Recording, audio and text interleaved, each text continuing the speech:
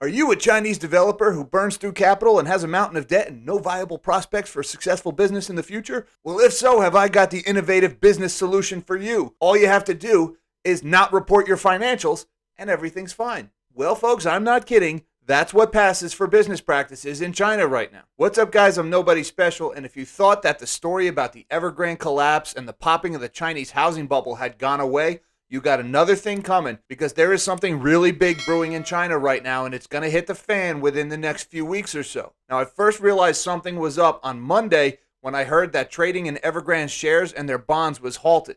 Usually that precedes really bad news, and when the news broke, I was not disappointed. We found out yesterday that Evergrande will not be reporting their end-of-year financials, which are due at the end of this month, citing new procedures that had been put in place by their auditors, and of course the COVID outbreak, as the reason why they couldn't meet their legal obligations to report end-of-year financials. I'm sure that's the explanation, and it has nothing to do with the fact that their books are a mess, that they have billions of dollars, maybe even tens of billions of dollars, of secret debts that nobody knows about and their auditors won't just blatantly lie about because they're afraid of ending up in a communist prison. No, I'm sure it's because of new procedures in COVID, and that's why they're not going to make their reporting. Now, this follows a whole spate of stories that came out about auditors at these Chinese developer firms either outright quitting or being replaced or some other accounting irregularities that's going to delay these reports. We had PricewaterhouseCoopers announce that they were leaving Hobson. We had Deloitte announce that they were leaving Aoyuan. Shimao is having problems with their auditors.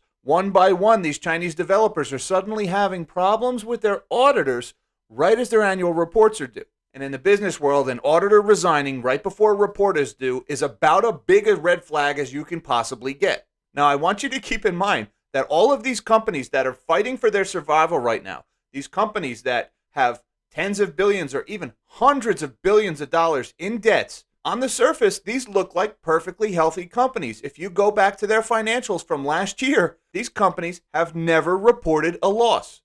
I want to repeat that. They have never reported a loss. How does a company with over $350 billion of debt never report a loss? Mountains of debt, defaulting on offshore bonds, wealth management products not being paid back, vendors not being paid back, never reporting an annual loss.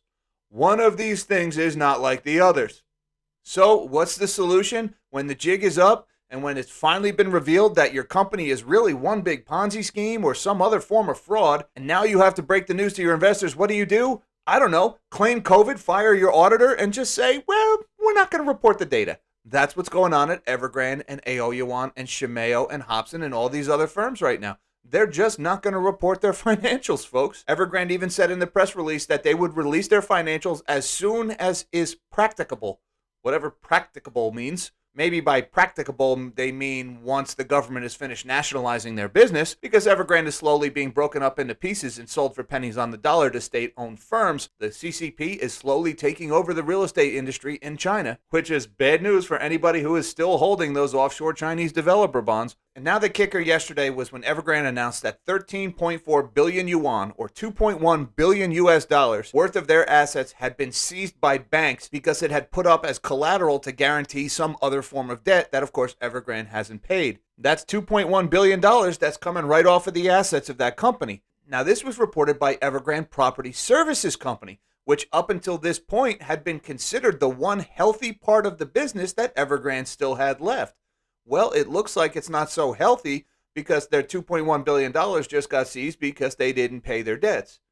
Now the question is, how many times was that $2.1 billion used as collateral? We've seen in recent years how companies rehypothecate or use the same asset as collateral over and over again to take out multiple loans. Well, the first person to make that margin call or the first person to seize the collateral, he gets paid. How much other counterparty risk might be out there? We may find out in the coming months. Now, all of these annual reports are supposedly due at the end of this month. Now, the big deal here is all of this hidden debt, and I've talked about this on this channel before, these wealth management products or the shadow banking, off-balance sheet activities, all secret debts that these companies have taken out that they have not been honest about in their reporting, that they keep it off of their books, off of their balance sheet, and now there's line after line of people wanting their money back, and the company says, sorry, we don't have it. Well, now that the curtain has been somewhat pulled back on this Chinese developer story, some think that these developers are finally going to come clean and tell us just how big these secret debts are, just how much of this shadow banking has been going on. Well, at least for some of them, like Evergrande, Shimao, and Aoyuan, they don't want to tell the truth, that they would rather fire their auditors or replace them at the last minute or claim some kind of COVID difficulty or otherwise make excuses so they don't have to report just how much debt that's out there. And it's estimated that there is as much as $13 trillion worth of this secret off-balance sheet debt in the form of wealth management products that's out there in the Chinese markets right now.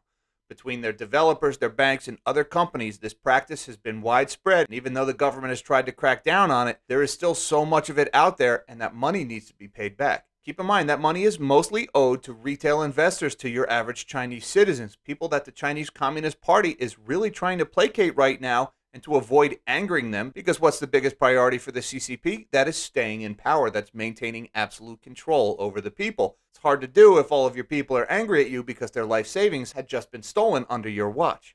Now, right now, everybody's talking about what's going on in Eastern Europe with the war between Russia and Ukraine, and obviously the Federal Reserve tightening here in the States is a very big story too. And so far in 2022, those two stories have kind of dominated the headlines. Well, in the coming weeks, the collapse of the Chinese housing market is going to start competing for those same headlines, because we've got a maturity wall of these developer bonds that's coming due in March and April.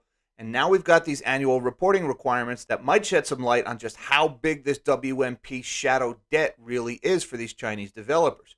And when all that news hits simultaneously, we're going to have a three-way race for the biggest economic CF in the world. Is it going to be the Russia war? Is it going to be the Fed's tightening? Is it going to be the Chinese market collapsing?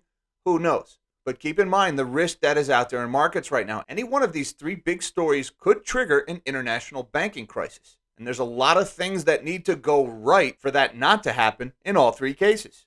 And remember, folks, $300 billion piles of debt don't go away just because CNBC isn't covering it. Even though this story is not making headlines, this is still one of the biggest financial stories in the world right now. China is the second biggest economy in the world. It's a huge consumer market, and it's a global superpower. So keep your eye out for those stories. Watch these annual reports. Watch this maturity wall. There's something big coming out of China.